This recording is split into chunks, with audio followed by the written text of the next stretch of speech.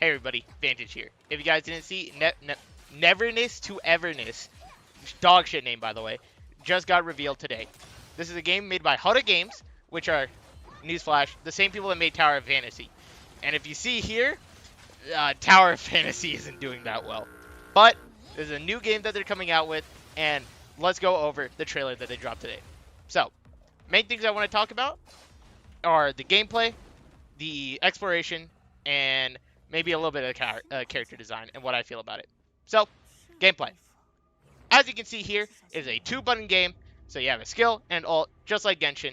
Now, anything outside of that, be it elemental effects, reactions, combos, that kind of shit, don't really know.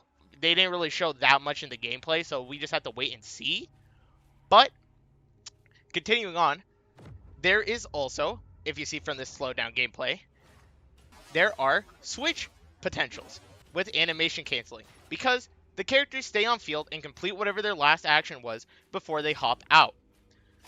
You know, this is a great thing if you like ZZZ and Wuthering Waves combat with the switch canceling and all these micro techs that, you know, just up the skill ceiling of the gameplay and just make the game way more fun. It is a great change.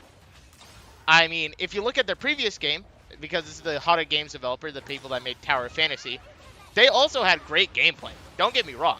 Tower of Fantasy had decent gameplay. It was fun to play, but it had different problems, and this is why I'm just a little bit hesitant regarding this new game coming out by HOTTA.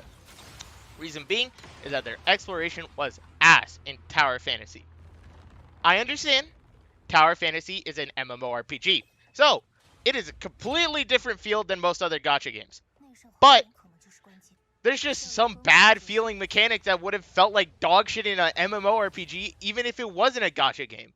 Case in point, the way they did Treasure Chest. Having to wait for it to open was ass. And hopefully they don't do something similar in we're just calling it NTE. I can't pronounce that game name. NTE. But they did add something cool. You have fully customizable cars. So I'm hoping I'll be able to rampage down a bunch of fucking people in the street or monsters and shit. Or, you know, just vibe throughout the cities, driving, you know, having fun like that, which you did with, like, GTA. But that stands to see. It has full car customization with parts and everything, as well as apartment customization if you are a big Animal Crossing fan. So, that's pretty cool. And exploration-wise, I don't know how this is going to work on phones. I pray to God that this is a gacha game that is actually not on mobile, because all the cool shit that they're putting in here, this shit is not working on a phone, bro.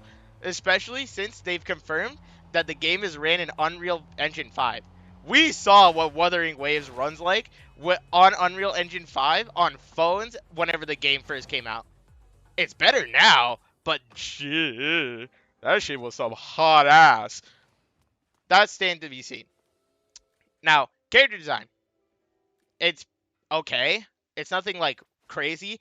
I'm not looking at a fucking ZZZ with a shark girl going, yeah, I love that shit. That's exactly what I want.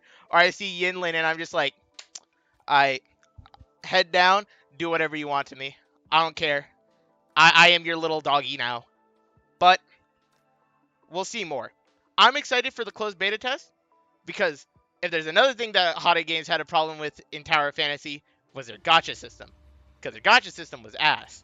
Since it had no pity, no carryover pity between banners, and pulls were split between dog shit black pulls, I forgot what the item was called, I'll pull it up right here, and the gold pulls, which are what you needed to get limited time characters in an MMO game. So it just felt bad. Hopefully they learned their lesson and the gacha system actually makes fucking sense. I don't care if they just go down the Genshin Impact route where everything's like, oh, it costs 160 doubloons for a pull, and you get a guaranteed, if you lose your 50-50, you get it guaranteed the next time you get a 5-star, and the pity transfers between banners. Just something, anything would be better than the Tower of Fantasy.